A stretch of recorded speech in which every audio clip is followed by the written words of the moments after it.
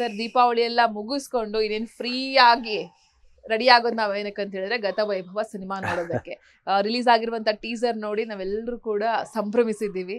So ಮೊದಲ cinema ಒಂಥರ ನಿಮ್ಗೆ ಬಹಳ ನಿಮ್ಮ ಮಗು ಅಂತಾನೆ ಹೇಳ್ಬೋದು, ಪ್ರೀತಿಯ ಮಗು ಅಂತಾನೆ ಹೇಳ್ಬಹುದು. ಏನ್ ಹೇಳಕ್ ಇಷ್ಟಪಡ್ತೀರಿ ಸರ್ ಮೊದಲ ರಿಯಾಕ್ಷನ್ ಗತವೈಭವದ ಬಗ್ಗೆ? ಅಂದ್ರೆ ಗತವೈಭವ ಬಹಳ ವರ್ಷಗಳ ಒಂದು ಜರ್ನಿ ಅಂತ ಹೇಳ್ಬೋದು.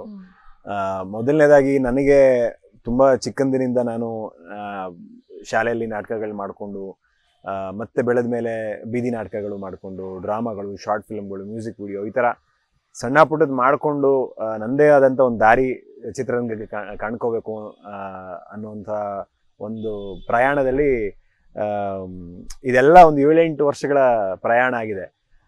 ನಾವು ಗತವೈಭವ ಕತೆ ಬರ್ಸೋದಕ್ಕೆ 1.5 ವರ್ಷ ಸಮಯ ಹಿಡಿತು. ಅಂದ್ರೆ ಗತವೈಭವ ಕತೆಗಿಂತ ಮುಂಚೆ ಇನ್ನೂ 18-20 ಕತೆಗಳನ್ನ ಸುನಿ ಸರ್ರೇ ಬರೋದು, ಬೇರೆ ಬೇರೆ ರೈಟಿಂಗ್ ಟೀಮ್ಸ್ಗಳನ್ನ ಇಟ್ಟು ಹೈದರಾಬಾದ್, ಚೆನ್ನೈ, ಬೆಂಗಳೂರು ಈ ರೀತಿ ಬೇರೆ ಬೇರೆ ಕಡೆ ಬರೆಯುವಂಥ ತಂಡಗಳನ್ನಿಟ್ಟು ಬರ್ಸೋಂಥ ಪ್ರಯತ್ನಗಳು, ಅದು 1 ವರ್ಷ 2 ವರ್ಷ ಹಿಡಿತು. ಮತ್ತೆ ಚಿತ್ರೀಕರಣದ ಪ್ರೋಸೆಸ್ 3 ವರ್ಷ ಹಿಡಿತು. ಯಾಕಂದ್ರೆ VFX ತುಂಬಾ ಇದೆ, ಬೇರೆ ಬೇರೆ 4 ಸಿನಿಮಾ ಮಾಡ್ದಂಗಿದೆ. ಪುನರ್ಜನ್ಮದ ಕಥೆ ಆಗಿರೋದ್ರಿಂದ 4 ಬೇರೆ ಬೇರೆ ಜನ್ಮಗಳು, ಆ ಟೈಮ್ ಲೈನ್ಗಳು. ಸೊ ಕೊನೆಗೂ ಈ 7-8 ವರ್ಷಗಳ ಪರಿಶ್ರಮ ಮತ್ತು ಗತವೈಭವದ ನನ್ನ ಸುನಿ ಸರ್ನ 5 ವರ್ಷದ ಜರ್ನಿ ಮತ್ತು ಗತವೈಭವ ಶೂಟಿಂಗ್ ಪ್ರಾರಂಭ ಆಗಿ 3 ವರ್ಷ, ಇದೆಲ್ಲ ನವೆಂಬರ್ 14ಕ್ಕೆ ತೆರೆ ಕಾಣ್ತಿದೆ ಅಂತಂದ್ರೆ ಅದೆಲ್ಲೋ ಒಂದ್ ಕಡೆ ಇಷ್ಟು ವರ್ಷದ ಹೋರಾಟ, ಪರಿಶ್ರಮ ಎಲ್ಲದು ಬಂದಂಗೆ ಆಗ್ತಿದೆ, ಖುಷಿ ಆಗ್ತಿದೆ. ಓಕೆ, ನಿಮ್ಮ ನೋಡ್ತಾ ಇದ್ದಾಗ ನಮ್ಗೆ ಇವನ್ ಅವತ್ತು ಪ್ರೆಸ್ ಮೀಟ್ ಎಲ್ಲ ಅನಿಸ್ತು, ಒಳ್ಳೆ ಒಬ್ಬ ನಟ ನಮ್ಮ ಇಂಡಸ್ಟ್ರಿಗೆ ಸಿಕ್ಕಿದ್ರಪ್ಪ ಅಂತ ಹೇಳಿ. ಆ ಡೆಡಿಕೇಶನ್ ಇದೆ. ನಾನು ಬರ್ತಾ ಇದ್ದೀನಿ, ಬರೋದಾದ್ರೆ ಸುಮ್ಮನೆ ಅಂತೂ ಬರಲ್ಲ, ಏನೋ ಒಂದು ತೋರ್ಸೇ ಬರ್ತೀನಿ ಅನ್ನೋ ತರ, ಅಂದ್ರೆ ಅಷ್ಟು ಎಫರ್ಟ್ ಹಾಕೊಂಡೇ ಬಂದಿದ್ದೀರಾ. ಹೇಗಿತ್ತು ಸರ್ ಈ ಜರ್ನಿ? ಕಷ್ಟ, ನೋವು, ಅವಮಾನ ಎಲ್ಲವೂ ಇರುತ್ತೆ ಒಂದು ಸಿನಿಮಾ ಅಂತ ಬಂದಾಗ.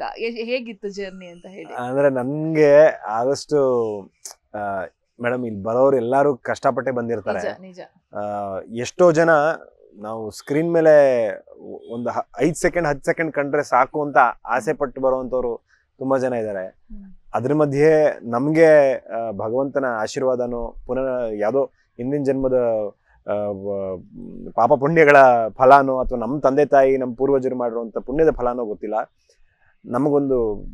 ಒಂದು ಸಿನಿಮಾದಲ್ಲಿ ಇಷ್ಟು ದೊಡ್ಡ ಗತವೈಭವ ಅಂತ ಒಂದು ದೊಡ್ಡ ಪ್ರಮಾಣದ ಚಿತ್ರದಲ್ಲಿ ನಾಯಕ ನಟನಾಗಿ ಅಭಿನಯಿಸುವಂತ ಅವಕಾಶ ಸಿಕ್ಕಿರೋದು ಪುಣ್ಯನೇ, ಅದೃಷ್ಟ ಅಂತಾನೆ ಹೇಳ್ಬೋದು.